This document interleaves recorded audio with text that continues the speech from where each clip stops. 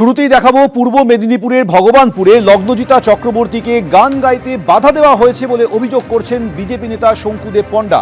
এক তৃণমূল নেতা মেহবুব মল্লিকের বিরুদ্ধে এই অভিযোগ করে সরব হয়েছেন শঙ্কুদেব পণ্ডা।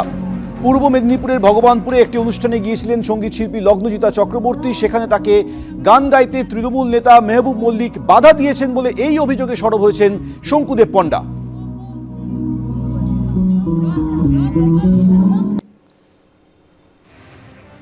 প্রতিনিধি অরিত্রিক ভট্টাচার্য এই মুহূর্তে টেলিফোনে রয়েছেন, বিস্তারিত বলবেন। অরিত্রিক, ঠিক কি ঘটেছে?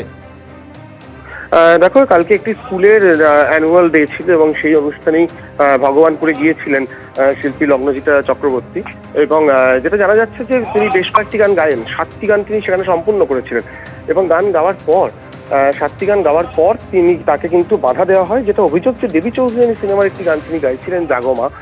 সেই সময় স্কুলের অন্যতম যারা পরিচালন সমিতির লোক তাদের মধ্যে একজন মেহবুব মল্লিক স্টেজে উঠে পড়েন এবং তাকে মারতে যান বলে অভিযোগ, এমনটাই তিনি থানায় অভিযোগে দায়ের করেছেন এবং তাকে যেটা বলেন যে এই গান চলবে না, অন্য গান গাইতে হবে, সেকুলার গান গাইতে হবে, এরকম একটি মন্তব্য করেন বলে অভিযোগ। এমনটাই কিন্তু তার যে অভিযোগপত্র সেই বয়ানে রয়েছে এবং তারপর তার এখান থেকে বেরোতেও যথেষ্ট অসুবিধা হয়। ভগবানপুর থানায় তিনি অভিযোগও দায়ের করেন, সেখানে জেনারেল ডায়েরি নেওয়া হয় এবং তার ভিত্তিতেই কিন্তু পুলিশ তদন্ত শুরু করেছে। ইতিমধ্যেই অতিরিক্ত পুলিশ সুপার তিনি যেটা জানিয়েছেন যে যিনি অভিযুক্ত তিনি অ্যাবসকন্ডিং, তার খোঁজ করা হচ্ছে এবং তার পরবর্তী সময় যে অভিযোগ সেটাও লিপিবদ্ধ হয়েছে এবং তার পরিপ্রেক্ষিতে কিন্তু তদন্ত শুরু করেছে এই মুহূর্তে পূর্ব মেদিনীপুর জেলা প্রশাসন। অরিত্রিক, তুমি আমাদের সঙ্গে থাকো। যে খবর আপনাদের দেখাচ্ছি, লগ্নজিতা চক্রবর্তী পূর্ব মেদিনীপুরের ভগবানপুরে একটি অনুষ্ঠানে গান গাইতে গিয়েছিলেন, কিন্তু সেখানে তাকে গান গাইতে তৃণমূল নেতা মেহবুব মল্লিক বাধা দিয়েছেন বলে অভিযোগ করছেন বিজেপি নেতা শঙ্কুদেব পণ্ডা।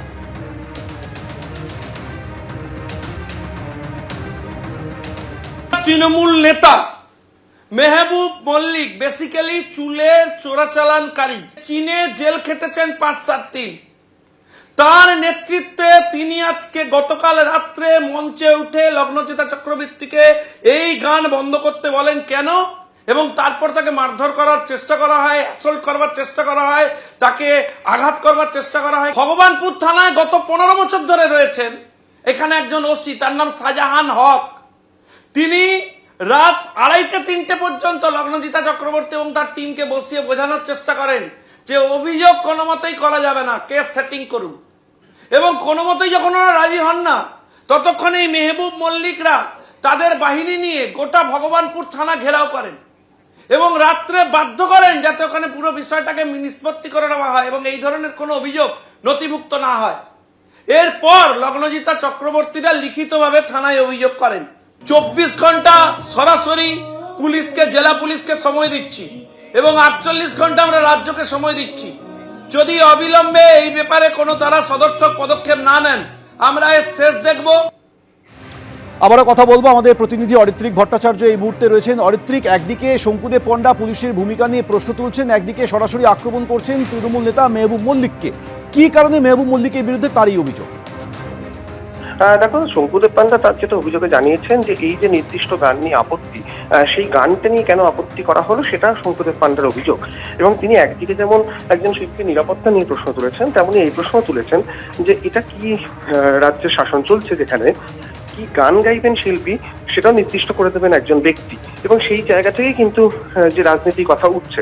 অর্থাৎ বিজেপির তরফ থেকে আজকে শঙ্কুদেব পণ্ডা সকাল 9:30 নাগাদ এই প্রেস কনফারেন্স করেন এবং সেখানে তিনি লগ্নজিতা চক্রবর্তীর যে অভিযোগ সেই অভিযোগটাও কিন্তু এই অভিযোগপত্রও তিনি সেখানে দেখান এবং সেখানে তার বক্তব্য যে অভিযোগপত্রটি অত্যন্ত পরিষ্কার, ঠিকই ঘটনা ঘটেছিল, কেন একজন শিল্পীর গান তিনি কি গাইবেন সেটা চিহ্নিত করে দেওয়া হবে, সেটাই কিন্তু তার মূল অভিযোগের জায়গা। অরিত্রিক, তুমি আমাদের সঙ্গে থাকো। পুলিশের ভূমিকা নিয়ে প্রশ্ন তুলেছেন বিজেপি নেতা শঙ্কুদেব পণ্ডা। তিনি স্পষ্টতই হুঁশিয়ারি দিয়েছেন যে 24 ঘন্টার মধ্যে যদি পুলিশ ব্যবস্থা না নেয় সেক্ষেত্রে মামলা হবে। আর এরপরই পুলিশের তরফ থেকে জানানো হচ্ছে অভিযুক্ত পলাতক শীঘ্রই গ্রেফতার হবে। পুলিশ আধিকারিকদের বিরুদ্ধে বিভাগীয় তদন্ত শুরু হচ্ছে। লগ্নজিতাকে হেনস্থার অভিযোগে জানিয়েছে পুলিশ। রিগার্ডিং ভগবানপুর ইনসিডেন্ট, খুব আনফর্চুনেট আছে। ওখানে যিনি অ্যাকিউজড আছেন মেহবুবকে আমাদের তরফ থেকে যখন the moment we came to learn about it, আমরা এটা একদম ক্লিয়ার ইনস্ট্রাকশন ছিল যে ওটাকে অ্যারেস্ট করতে। তো হি ইজ অ্যাবসকন্ডিং রাতভর রেড হয়েছে, আমরা খুব দ্রুত ওকে অ্যারেস্ট করব এটুকু নিশ্চিত আছে। কনসার্ন যিনি সিঙ্গার আছেন তার সঙ্গে আমাদের এন্ড থেকে যোগাযোগ করা হয়, ওনার সঙ্গেও আমাদের কথা হয়েছে। We assured her of all sorts of help and support.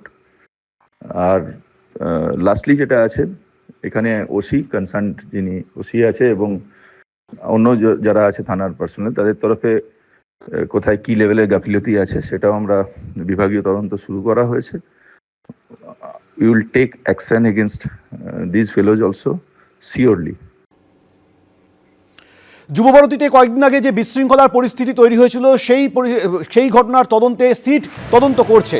এবার জানা যাচ্ছে যে অনলাইনে টিকিট বিক্রি সংস্থার 3 জনকে জিজ্ঞাসাবাদ করছে সিট।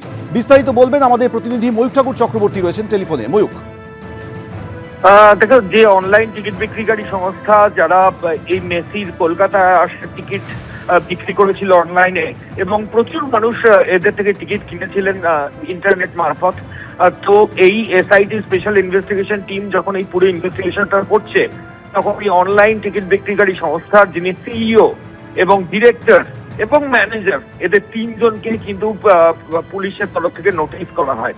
এবং এসআইটি সূত্রে আমরা যে খবর পাচ্ছি যে শতদ্রু দত্ত আপাতত পুলিশ কাস্টাডিতে আছেন।